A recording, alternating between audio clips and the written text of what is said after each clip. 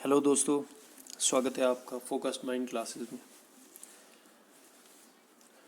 हम ऑलरेडी इस चैप्टर का जिसका नाम है rise of nationalism in Europe, इसका थोड़ा फर्स्ट बेसिक पार्ट हम पढ़ चुके हैं कि नेशनलिज्म कैसे यूरोप में स्टार्ट हुआ।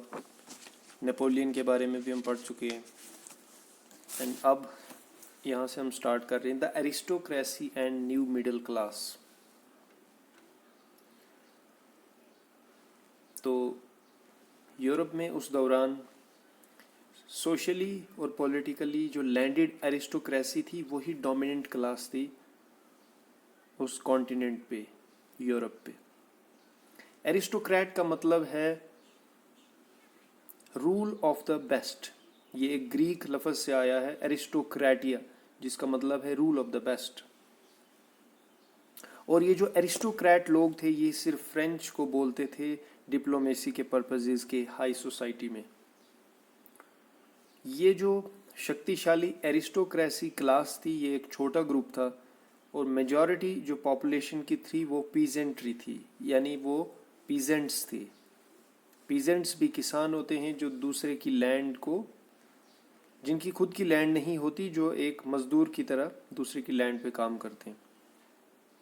वेस्ट वाली साइड में जो ज़्यादातर लैंड थी वो टेनेंट्स के द्वारा फार्म की जाती थी, यानी जो उसे किराए पर लैंड्स को लेते थे और जो छोटे ओनर्स थे।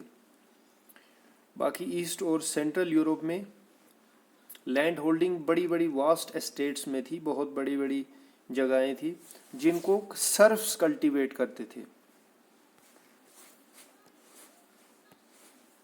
सर्फ का मतलब एक टेनेंट फार्मर जो एक बंधा हुआ है एक प्लॉट के साथ, यानी लैंड का एक भूमि का बहुत बड़ा टुकड़ा है, अपने लैंडलॉर्ड के साथ वो बंधा है उस पे काम करने के लिए। उसके आगे सारी पीढ़ियां उस पे काम करने के लिए बंधी हुई होती थी। वेस्टर्न पार्ट्स जो सेंट्रल यूरोप के थे वहाँ पे इंडस्ट्रियल प्रोडक्शन शुरू हुआ और ट्रेड से कॉमर्शियल क्लासेस की फॉर्मेशन हो गई। इंडस्ट्रियलाइजेशन इंग्लैंड में शुरू हुआ था second half of 18th century में, लेकिन फ्रांस और जर्मनी में ये 19th सेंचुरी के दौरान हुआ। और जो इंडस्ट्रियलिस्ट, बिजनेसमैन, प्रोफेशनल्स, इनकी नई क्लासेस थी।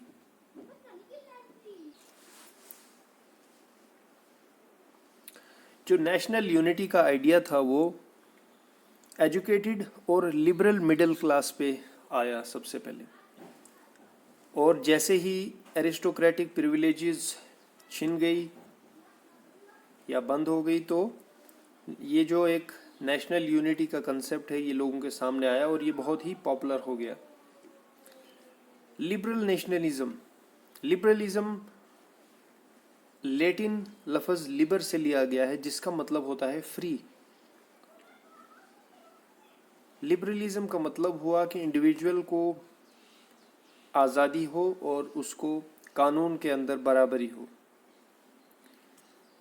अब यूरोप में इक्वालिटी का मतलब, इक्वालिटी बिफोर लॉ का मतलब ये नहीं था कि सबके पास यूनिवर्सल सफरेज है।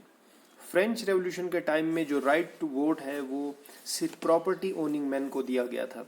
जो मैन प्रॉपर्टी के बगैर थे और विमेन, उनको पॉलिटिकल राइट्स से एक्सक्लूड कर दिया गया था, यानी उनके पास राइट टू वोट नहीं था।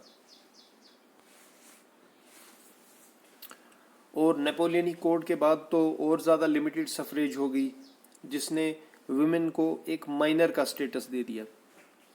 19th सेंचुरी के दौरान और अर्ली 20th सेंचुरी में जो वुमेन थी और जो नॉन प्रॉपर्टीड मैन थे उन लोगों ने मूवमेंट्स ऑर्गेनाइज किए और बराबर की पॉलिटिकल राइट्स डिमांड की।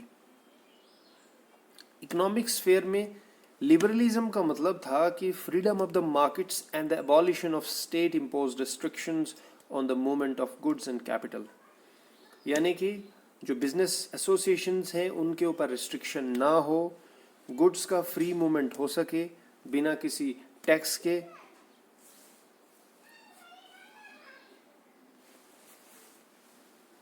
नेपोलियन के जो एडमिनिस्ट्रेटिव मेजर थे वो छोटी छोटी प्रिंसिपैलिटीज से उन्होंने एक कन्फेडरेशन बनाया था 39 स्टेट्स का।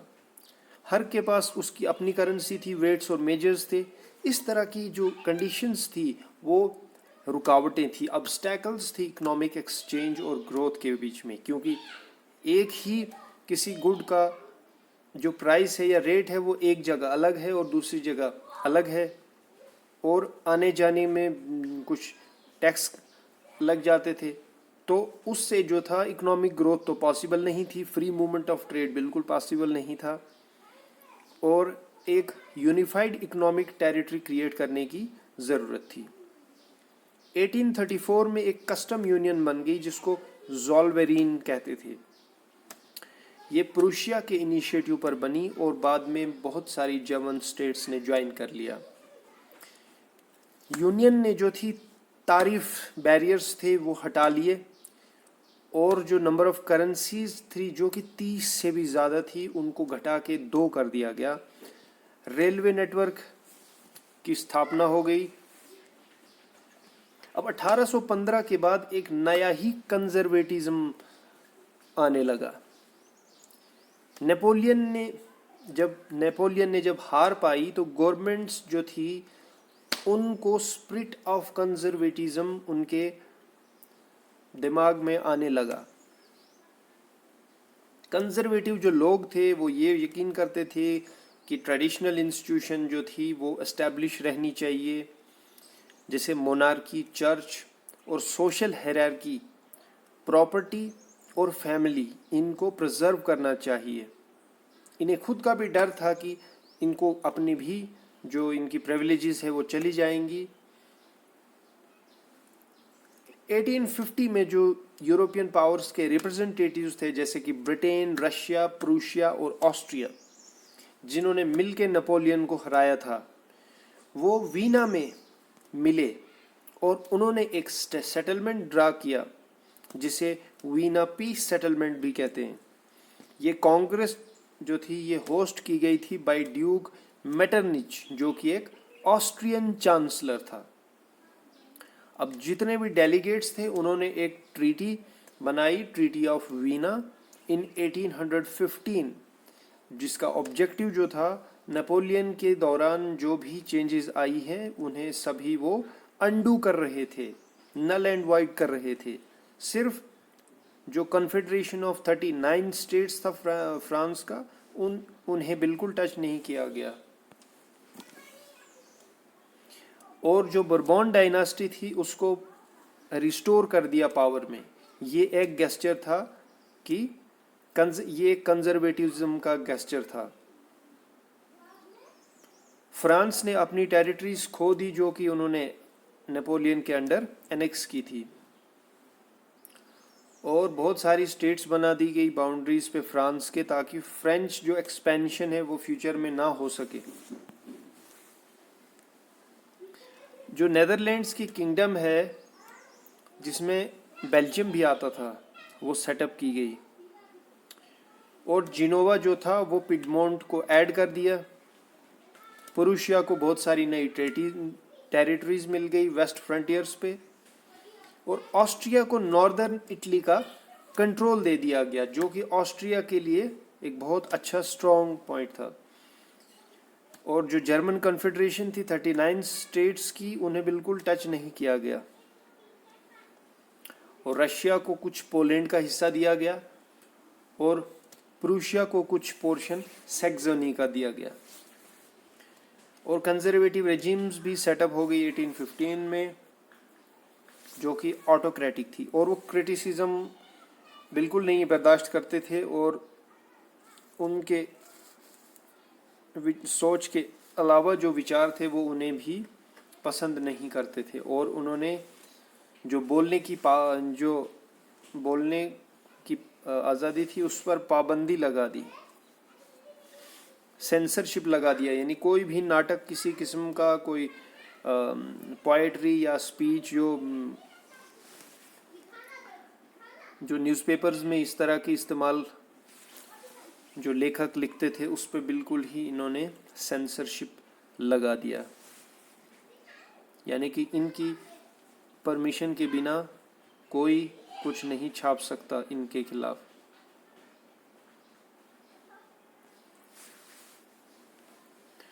जो मेन क्रिटिसिज्म था वो था freedom of press.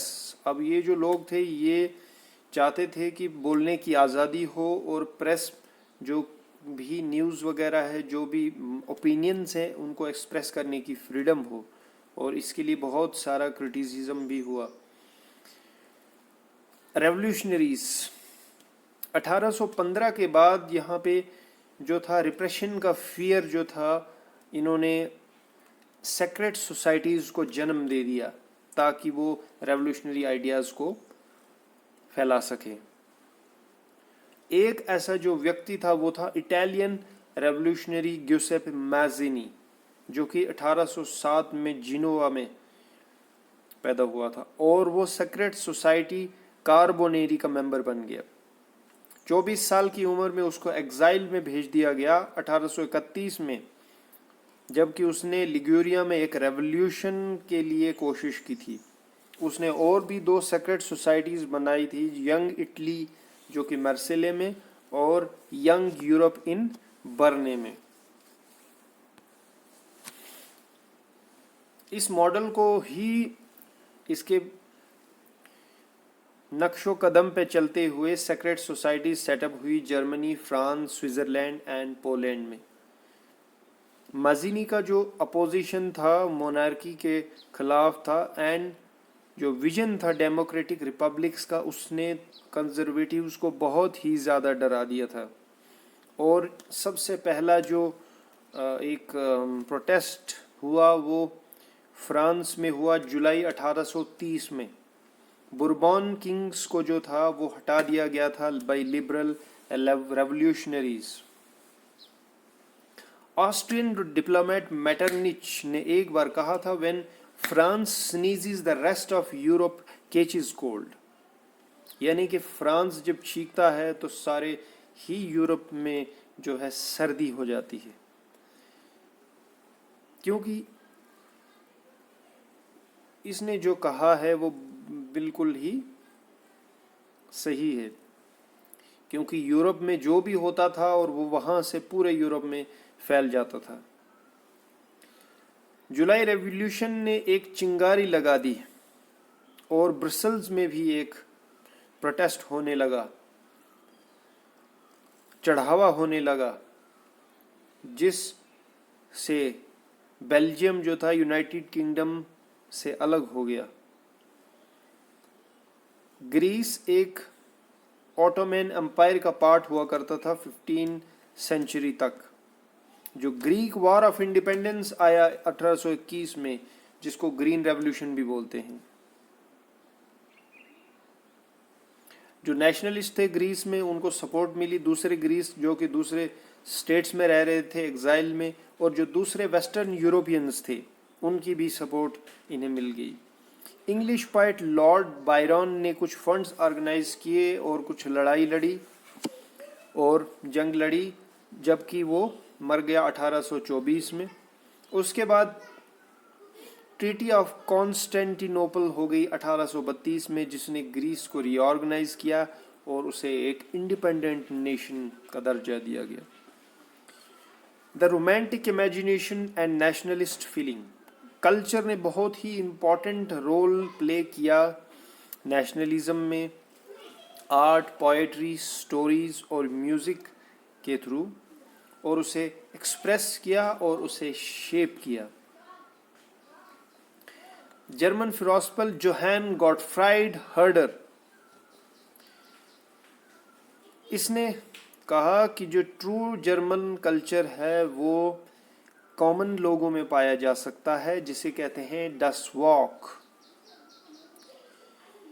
Folk songs, folk poetry और folk dances, Volksgeist, spirit of the nation was popularised.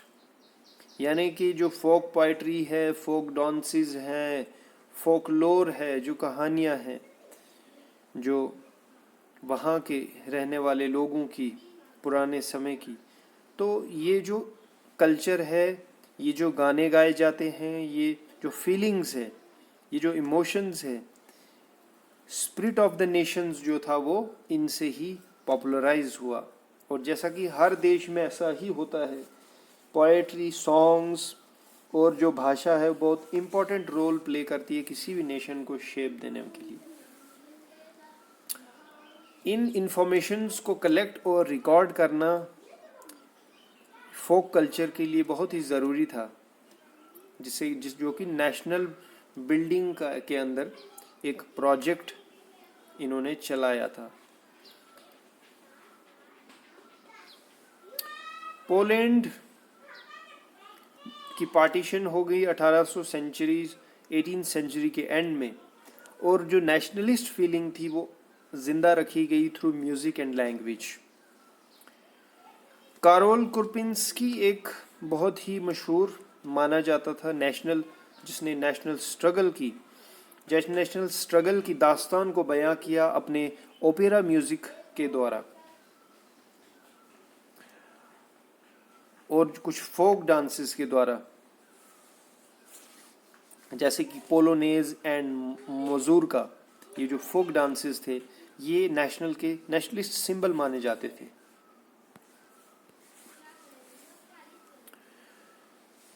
Russian occupation के बाद पॉलिश लैंग्वेज को फोर्स कर दिया गया स्कूल से बाहर करने के लिए, और रशियन लैंग्वेज को इम्पोज कर दिया, थोप दिया जाने लगा हर जगह। इसके बाद जो मेंबर थे क्लर्जी के पोलैंड में, वो यूज़ करने लगे इस भाषा को as a weapon for national resistance. जो प्रीस्ट थे, बाइशॉप्स थे, वो इस पॉलिश भाषा का इस्तेमाल करते थे भाषण देने में, जो कि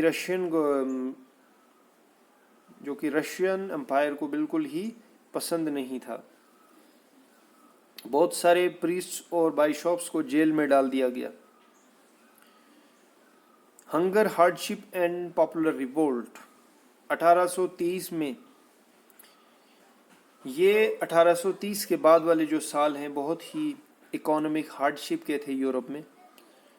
पॉपुलेशन बहुत ही ज़्यादा बढ़ गई, अनएम्प्लॉयमेंट भी बढ़ गया, पॉपुलेशन माइग्रेट हो गई, सिटीज़ जो कि ओवर क्राउडेड थी, स्लम्स में लोग रहने लगे, फूड प्राइसेस इंक्रीज हो गई, हार्वेस्ट ठीक नहीं आने लगा, और जो कंट्री में था एक बहुत ही बुरा समय आ चला था। 1848 एक ऐसा ईयर है जिसमें बहुत ज़्यादा ये दिक्कतें आई। अब सारे लोग रोड्स पे आने लगे, और जो लुइस फिलिप वहाँ का राजा था उसे फोर्स कर दिया फ्ली होने के लिए, यानी भागने के लिए। एक नेशनल असेंबली को जो है घोषित कर दिया गया और एक रिपब्लिक बनाई गई। सफरेज ग्रांट हो गया एडल्ट्स को, 21 के ऊपर जो थे उनको वोट करने का हक दे दिया गया और काम करने का हक दिया गया। लेकिन 1845 के आसपास जो कुछ वीवर थे, उससे पहले 18,000 वीवर्स ने रिवोल्ट किया सिलेशिया में कॉन्ट्रैक्टर्स के अगेंस्ट, जो कि इन्हें पूरा जो मुआवजा है, जो इनकी जो मजदूरी है वो नहीं देते थे। तो इन्होंने क्या किया, जून 4 में इन वीवर्स ने कॉन्ट्रैक्टर के घर में घुस गए और उन लूटपाट कर दी, तोड़फोड़ कर दी। 1848 में जो रेवोल्यूशन ऑफ द लिबरल्स आया, उन्होंने क्या किया कि एब्डिकेशन हो गई मोनार्क की, यूनिवर्सल मेल सफरेज घोषित हो गई, और यूरोप में कॉन्स्टिट्यूशनलिज्म की डिमांड आ गई और नेशनल यूनिफिकेशन की डिमांड आने लगी। तो एक मीटिंग हो गई फ्रैंकफर्ट पार्लियामेंट में, जो कि चर्च ऑफ सेंट में एक पार्लियामेंट ऑर्गेनाइज की गई, जिसमें वुमेन को सिर्फ एज ए स्पेक्टेटर्स बालकनी में खड़ा किया गया।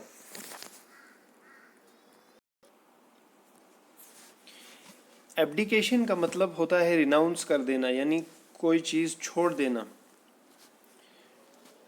क्योंकि जो मोनार्क्स थे वो अब रियलाइज कर रहे थे कि रेवोल्यूशंस को अब दबाया नहीं जा सकता। अब उनको एहसास हो गया था कि लिबरल नेशनलिस्ट रेवोल्यूशनरीज को रोकने का और कोई तरीका नहीं है कि उन्हें कुछ कंसेशंस दी जाए।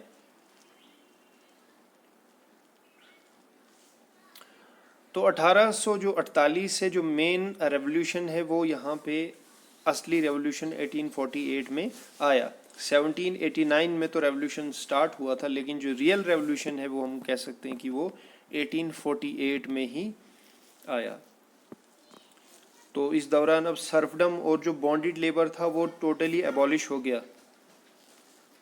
बोथ हाब्सबर्ग के जो डोमिनियन थे वहाँ भी और रशिया में भी।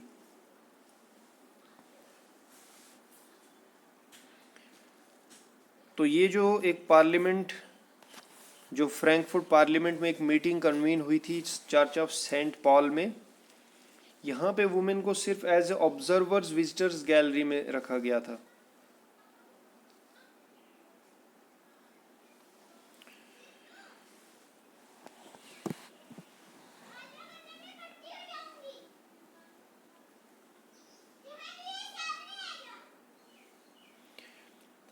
तो अब जर्मनी में क्या हुआ,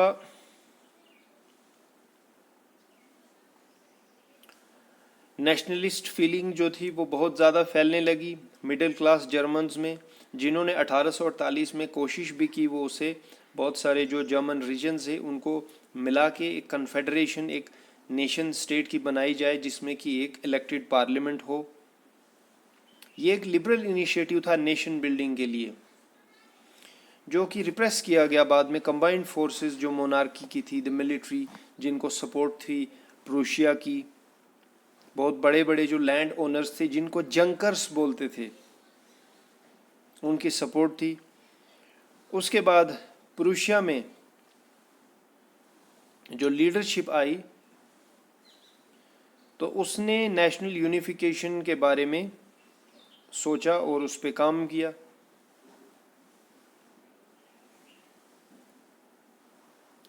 ऑटो वॉन बिस्मार्क इस प्रोसेस का जो था वो आर्किटेक्ट था, जो कि प्रूशियन आर्मी के द्वारा हेल्प मिली उन्हें। 3 जंगें लड़ी गई 7 सालों में, ऑस्ट्रिया, डेनमार्क, फ्रांस के साथ, जो जिसमें कि प्रूशिया की विक्ट्री हुई और यूनिफिकेशन की प्रोसेस भी कंप्लीट हुई। तो 1871 में प्रूशियन किंग विलियम वन ने घोषित कर दिया विलियम वन को घोषित कर दिया एज ए जर्मन एम्परर, एक सेरेमनी में जो कि वर्सेल्स में हेल्ड की गई थी। तो एक ठंडी सुबह 18 जनवरी 1871 में एक असेंबली जो थी वहाँ पे मिली, जिसमें कि प्रिंसेस थे जर्मन स्टेट्स के, आर्मी के रिप्रेजेंटेटिव्स थे, बहुत ही इंपॉर्टेंट प्रूशियन मिनिस्टर्स थे, including the chief minister Otto von Bismarck, जो कि हॉल ऑफ मिरर्स में इकट्ठा हुए वर्सेल्स में और एंड प्रोक्लेम कर दिया जर्मन एम्पायर को headed by the Kesar William one of Prussia.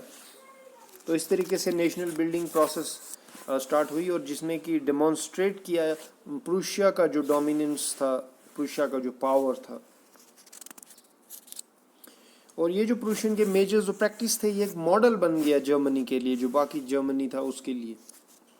और इन्होंने कुछ काम किए जैसे कि modernisation of the currency, banking system बनाना, legal and judicial system Germany में इस्टेब्लिश करना।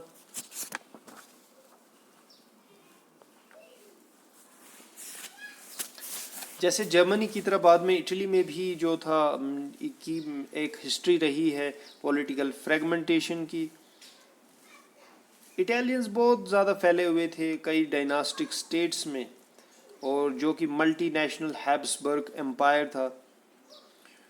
Middle of the 19th century में इटली 7 स्टेट्स में डिवाइड था, जिसमें केवल 1 सार्डिनिया पिडमॉन्ट जो थी वो रूल की जाती थी एक इटालियन प्रिंसली हाउस से, और जो नॉर्थ था वो ऑस्ट्रियन हैब्सबर्ग्स के अंडर था, और जो सेंटर था वो रूल किया जाता था पोप के द्वारा, और जो सदर्न रीजन्स थे वो डोमिनेशन में थे under the Bourbon kings of Spain. जो स्पेन के बुरबॉन किंग्स थे उनके डोमिनियन में सदर्न रीजन्स थे। और जो इटालियन लैंग्वेज थी उसने सिर्फ ही एक कॉमन फॉर्म नहीं इख्तियार की थी, एंड बहुत सारे रीजनल और लोकल वेरिएशंस भी थे।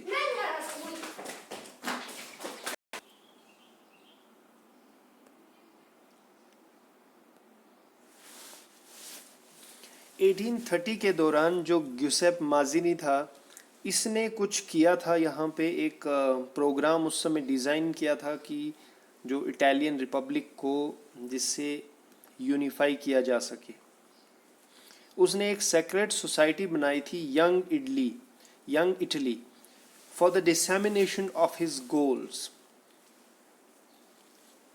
अब यहाँ पे रेवोल्यूशनरी अपराइजिंग्स का फेलियर हो गया था 1831 में एंड 1848 में। अब जो था सार्डिनिया पिडमोंट के ऊपर ये रिस्पॉन्सिबिलिटी थी कि ruler king Victor Emmanuel two, अब इसे इटालियन स्टेट्स को यूनिफाई करना था विद द वार। तो जिसने इटली को यूनिफाई किया और इकोनॉमिक पॉसिबिलिटीज़ को बढ़ाया और जिससे पॉलिटिकल डोमिनेंस भी बढ़ी। इसका चीफ मिनिस्टर था कैवोर, जिसने ये मूवमेंट स्टार्ट किया इटली के डिफरेंट रीजन्स को यूनिफाई करने का। अब ये ना तो एक रेवोल्यूशनरी था ना ही एक डेमोक्रेट था। बहुत सारे वेल्दी और एजुकेटेड मेंबर्स की तरह ये फ्रेंच ज़्यादा नहीं जानता था, बट थोड़ी बहुत जानता था। इटालियन से बेहतर ये फ्रेंच जानता था। तो इसने क्या किया, एक बहुत ही टैक्टफुल डिप्लोमेटिक अलायंस किया फ्रांस के साथ, और जिससे सार्डिनिया और पीडमोंट जो थे वो कामयाब हो गए ऑस्ट्रियन फोर्सेस को डिफीट करने में इन 1859 में।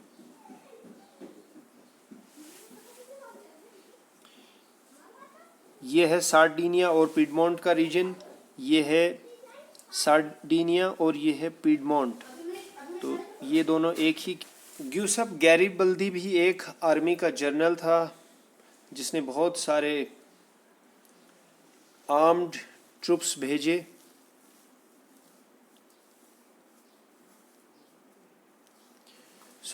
इन्होंने इस आर्मी को ज्वाइन कर दिया लड़ाई में, और 1860 में इन्होंने मार्च किया साउथ इटली की तरफ and the kingdom of two Sicilies, और वो सक्सीड हो गए इस बैटल को जीतने में।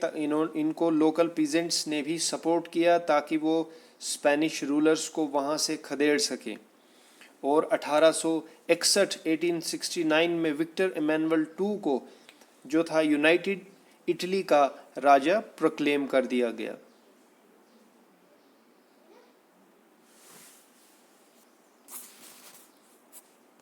तो ये मैप थोड़ा देख लेते हैं।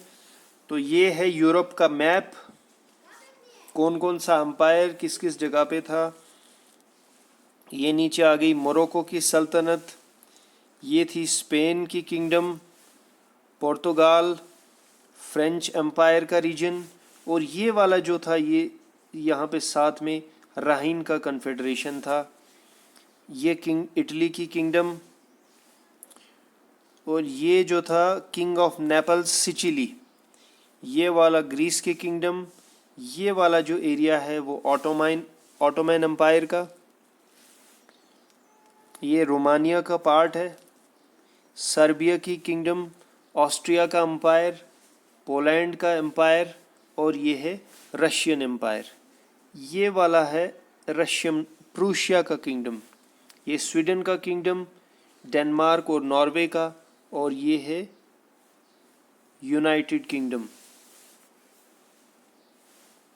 तो ये यूरोप का मैप है।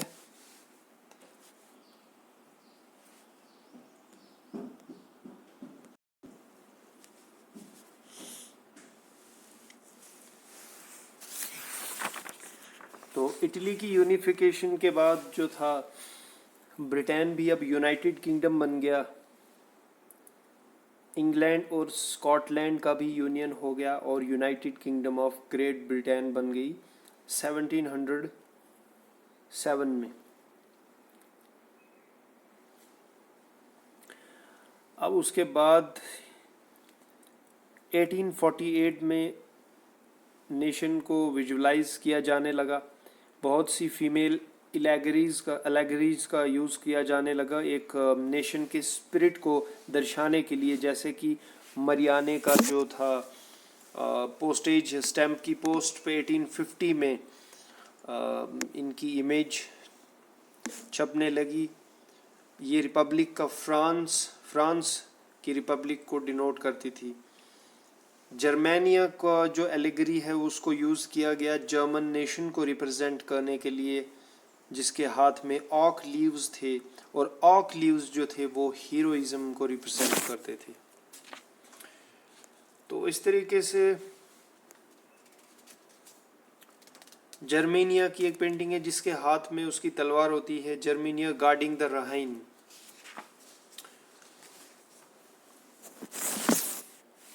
उसके बाद कुछ बाल्कन्स का एक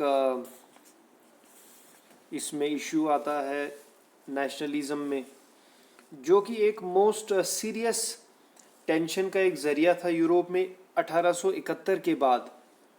बाल्कन्स का एरिया जो कि एक ज्योग्राफिकल और इथनिक बहुत सारे इसमें वेरिएशंस आते थे। मॉडर्न जो रोमानिया है, Bulgaria, Albania, Greece, Macedonia, Croatia, Bosnia, Herzegovina, Slovenia, Serbia and Montenegro. और इस एरिया के जो लोग थे उनको स्लाव्स बोलते थे। बहुत सारा पार्ट जो बाल्कन्स था वो ऑटोमन एम्पायर के कंट्रोल में था। तो जैसे ही आइडियाज रोमांटिक नेशनलिज्म के बाल्कन्स को आए और बाल्कन्स ने इन पे बहुत ज़्यादा वो इस रोमांटिक आइडिया पे मोटिवेट हो गए, और वो लोग अब चाहते थे कि उनको एक अलग ही इंडिपेंडेंट नेशन वो बन के रहें। तो जिसकी वजह से वो बहुत ही खतरनाक हो गए थे। वो लड़ने मरने कटने के लिए तैयार हो गए थे अपनी इंडिपेंडेंट नेशन को हासिल करने के लिए। और बहुत सारी रेबेलियस इसमें एक्टिविटीज़ हुई, स्ट्रगल्स हुई।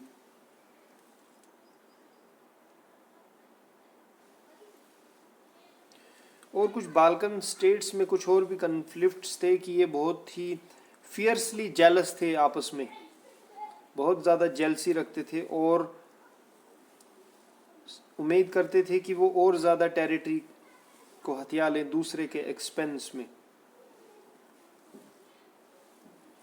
बाल्कन्स की जो छोटी छोटी स्टेट्स थी आपस में बहुत ज़्यादा जेलस थी, तो यहाँ पे बहुत ज़्यादा राइवलरी होने लगी।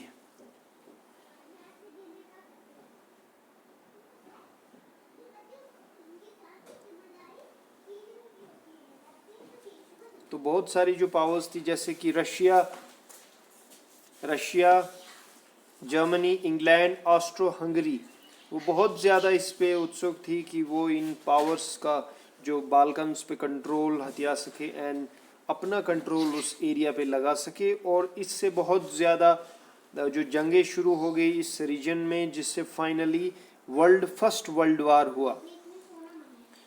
अब नेशनलिज्म जो था वो उसको अलाइन कर दिया गया इम्पेरियलिज्म से, यानी दबाव से दूसरे कंट्री पे अपना दबदबा, अपना रूल, जिसने यूरोप को डिजास्टर की तरफ ले गए 1914 में।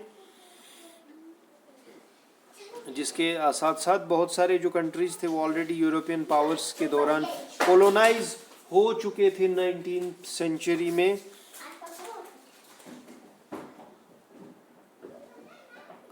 और वो भी अब अपोज करने लगे थे इम्पीरियल डोमिनियन को। तो एंटी इम्पीरियल मूवमेंट स्टार्ट हो गए थे हर जगह, स्ट्रगल फॉर द नेशनलिज्म, और वो इंस्पायर होते थे एक sense of collective national unity से, जो कि इम्पेरियलिज्म में जिसका नामो निशान मिट जाता था। इसीलिए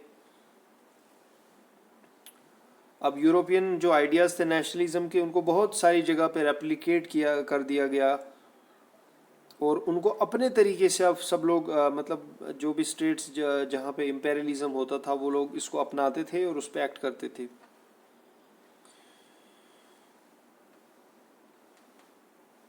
तो ये था rise of nationalism in Europe. यहाँ पे अब ये चैप्टर कंप्लीट ख़त्म होता है। उम्मीद है आप सबको समझ आया होगा और पसंद भी आया होगा।